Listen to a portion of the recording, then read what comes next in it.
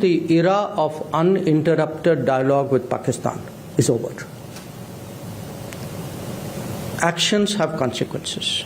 और भारतीय वज़ीर ख़ारजा ने कहा कि पाकिस्तान के साथ मुस्तकिल बातचीत का दौर मुकम्मल तौर पर ख़त्म हो चुका है। अब हम रद्द-ए-अमल देंगे। ये वो धमकी है जो कि इस जयशंकर ने दी है। और रद्द-ए-अमल से क्या मुराद है? बलूचिस्तान के अंदर जो कुछ हो रहा है ये भारत का रद्द-ए-अमल ही है। एस जयशंकर का बहुत बड़ा बयान आ गया है। पाकिस्तान के साथ बातचीत का समय खत्म हो चुका है। पाकिस्तान के हर एक्शन का जवाब हम देंगे। अब तसल्ली से सबको मालूम हो गया कि भारत इस वक्त एरोगेंस ऑफ पावर में इतना डूबा हुआ है, इतना बावला हुआ है कि वो आपसे बात करना ही नहीं चाहता। ये भिखारीपन की हालत ये है कि हमें यकीन करें, हमें अब कोई मुंह नहीं लगाता।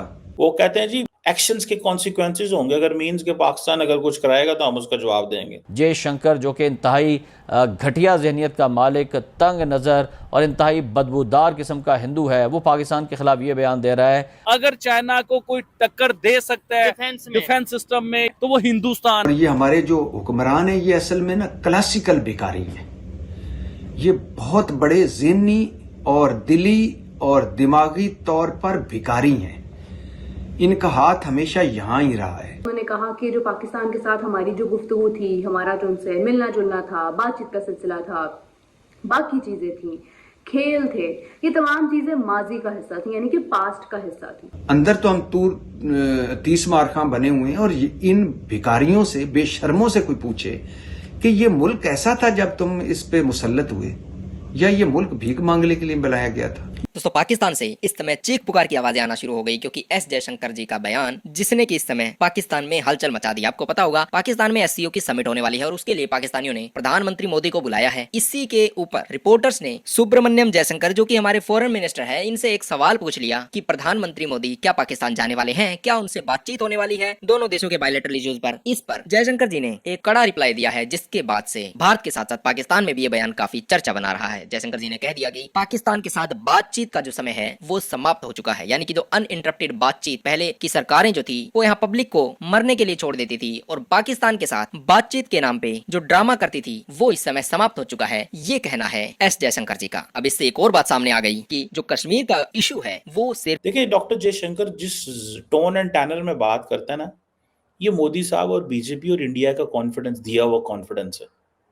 अगर मोदी साहब, बीजेपी और इंडिया ये कॉन्फिडेंस ना दे डॉक्टर जयशंकर को, डॉक्टर जयशंकर इस तरह बात करे कि आपको लगे गाली ही नहीं कर लगे। It's so simple. सो हमारा फॉरेन मिनिस्टर साहब जो हैं, जिनका ज्यादा ध्यान ये है कि वज़ीर आज़म हाउस में क्या हो रहा है, मेरा ध्यान होते छाई ला के बैठे होते हैं, ऐसे की हो रहा है, ऐसे जरा पता तो करो। जिन्हें तो ध्यान होते हो गए, उनको इन चीजों से गर्ज है कि इंडिया क्या कह रहा है। आप देखें, एक तो अटेंशन डाइवर्ट भी करनी होती है। आपने बहुत सारी, आप you need to speak after prime minister, the most important person is the foreign minister. बोलो, टका के बोलो। अगर आप बोल नहीं रहे तो उसे की कर दो। रोज डॉक्टर जयशंकर की इंटरेक्शन होती है, रोज, ठीक है, रोज इंटरेक्शन होती है, ये नहीं कि इंटरेक्शन नहीं होती। वो कहते हैं जी पाकिस्तान के साथ इरा ऑफ अनइंटरप्टेड डायलॉग खत्म हो गया, एक्शंस के कॉन्सिक्वेंसेस होंगे, अगर मीन्स के पाकिस्तान अगर कुछ कराएगा तो हम उसका जवाब देंगे। जारी बात है,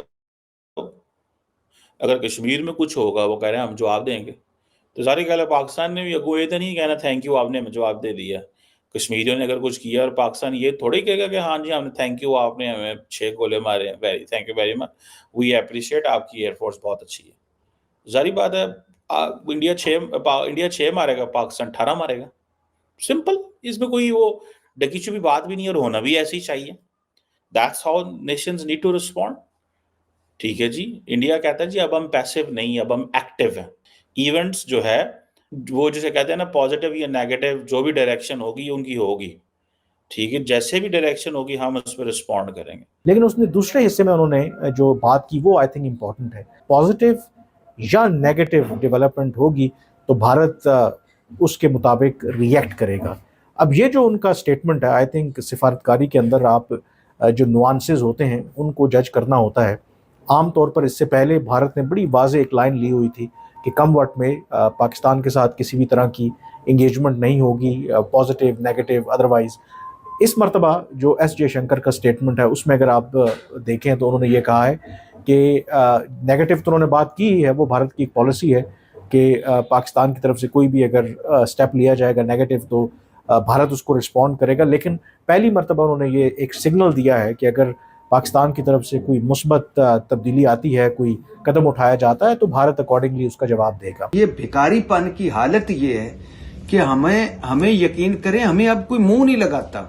अंदर तो हम 30 मार खां बने हुए हैं और इन भिखारियों से, बेशर्मों से कोई पूछे कि ये मुल्क ऐसा था जब तुम इस पे मुसल्लत हुए, या ये मुल्क भीख मांगने के लिए बनाया गया था, या कायदे आजम साहब ने ये मुल्क भीख मांगने के लिए बनाया था। लाखों लोगों ने भीख मांगने की कुर्बानियां दी थी। इलामा इकबाल साहब ने भीख मांगने के लिए ये ख्वाब देखा था। और मोदी सरकार के वज़ीर ख़ारजा जयशंकर ने मज़ीद हरदसराई करते हुए कहा कि इस इक़दाम के बाद अब हम पाकिस्तान के साथ किसी किस्म के ताल्लुकात पर गौर कर सकते हैं और हमें इसकी ज़रूरत भी क्या है।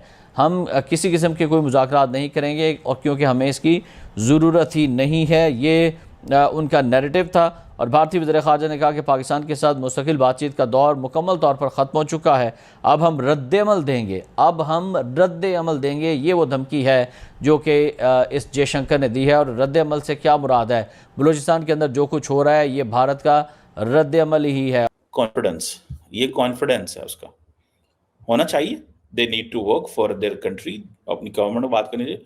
डॉक्टर जयशंकर तो बड़ी गल कर रहा है, लेकिन सागडार साहब जो है ना, मैंने बताया ना, उनको ज्यादा ध्यान प्राइम मिनिस्टर हाउस की तरफ होता है।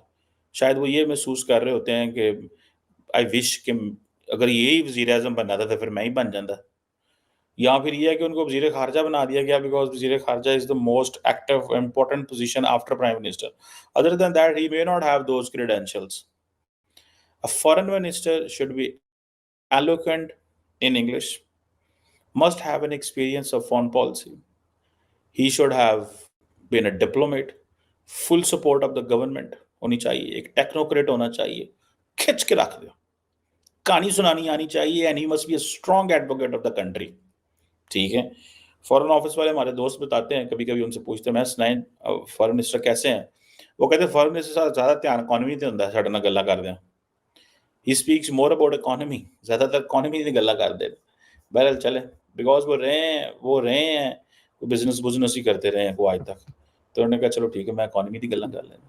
ये है सिचुएशन। अब दो के ये स्टेटमेंट उन्होंने दी तो है, इसका मतलब हरगिज़ ये नहीं है कि इमीडिएटली दोनों मुल्कों के दरमियान ताल्लुकात बेहतर हो जाएंगे। And it is also important कि भारत किन टर्म्स के ऊपर पाकिस्तान के साथ ताल्लुकात को बेहतर करना चाहता है। ये बात बड़ी वाज़ेह है कि भारत अपनी टर्म्स के ऊपर पाकिस्तान के साथ ताल्लुकात के लेकर चलना चाहता है, क्योंकि अगर जयशंकर की स्टेटमेंट देखें जिसमें उन्होंने ये कहा है कि आर्टिकल 370 जो है it's a done deal, Kashmir की जो खसूसी हैसियत है it's a close chapter. PoK का इशू रह चुका है, क्योंकि अगर जम्मू और कश्मीर की बात करें तो वहाँ जो अनुच्छेद 370 है वो समाप्त हो चुका है और जम्मू और कश्मीर एक रेगुलर स्टेट बन चुका है भारत का। इसमें अब जो बातचीत होनी है वो सिर्फ पीओके पर होनी है, और किस लेवल की बातचीत होगी या फिर सिर्फ जूते से बातचीत होगी ये इस समय भारत की सरकार डिसाइड करेगी। लेकिन सिचुएशन जो इस समय बनी हुई है उसमें सुब्रमण्यम जयशंकर जी ने जो बयान दिया है उसमें साफ कह दिया है कि जो एक्शन होता है पाकिस्तान का उसके कॉन्सिक्वेंसेस उन्हें भुगतने पड़ेंगे। ये नहीं होगा कि वो कुछ भी करते रहेंगे और उसके बाद कहेंगे कि बात कर लेते हैं, बातचीत कर लेते हैं और हम अपने लोगों को मरने के लिए छोड़ देंगे, उनके प्राणों का जो बलिदान है वो व्यर्थ चला जाएगा।